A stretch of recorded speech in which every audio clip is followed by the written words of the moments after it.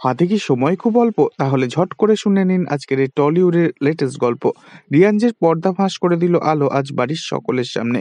আর রিয়াঞ্জ অসম্ভব রেগে গেল আলোর ওপর। হ্যাঁ বন্ধুরা, আজকের এই টলিউডের লেটেস্ট আপডেটে দেখতে পাওয়া যায় সিংহরায় বাড়িতে রিয়াঞ্জ এসে বাড়ির সকলের সামনে চিৎকার করেও শ্বশুরমশাইকে বলে, আপনার বাড়ির বড় বৌমা আমাকে না জানিয়ে আমার স্ত্রীকে নিয়ে তার প্রাক্তন প্রেমিকের সাথে দেখা করতে গিয়েছিল ক্যাফেতে। একথা শুনে বাড়ির সকলে খুব রেগে যায় আলোর ওপর। জামাই দাদা বলে, কেন এমনটা করলে তুমি? দুজনেরই তো বিয়েটা হয়ে গেছে। তখন আলো বলে, আসলে এই সমস্তটাই রিয়াঞ্জের একটা সাজানো গল্প। তখন রুদ্র আলোকে প্রশ্ন করে, রোশনি তো বলল ও খুব ভালো আছে, তাহলে এমনটা কেন তুমি করলে আলো? আলো তখন চিৎকার দিয়ে বলে, ও যদি সত্যিই ভালো থাকতো তাহলে বিয়ের কদিনের মধ্যেই নিজের সমস্ত গয়না বন্ধক রেখে ৭৫ লাখ টাকা নিল কি করতে? এরপর আলো রোশনির হাতটা নিজের মাথায় রেখে চিৎকার দিয়ে বলে, এবার আসল সত্যিটা সবার সামনে বল রোশনি, চুপ করে থাকবি না।